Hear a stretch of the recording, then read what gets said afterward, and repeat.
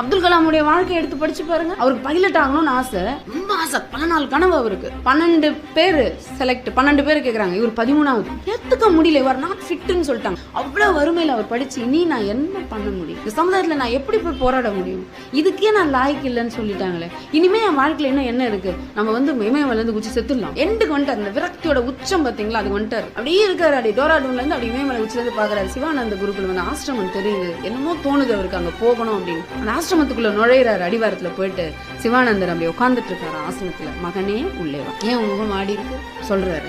இன்று இதை ஆண்டவன் உனக்கு கொடுக்கல அப்படின்னா வேற ஏதோ ஒண்ணு பெருசு உனக்கு காத்துட்டு இருக்கு. உன் வாழ்க்கையை அவன் முடிவு பண்ணிட்டான், அவனை என்ன வாக்கணும்னு அவன் முடிவு பண்ணிட்டான்.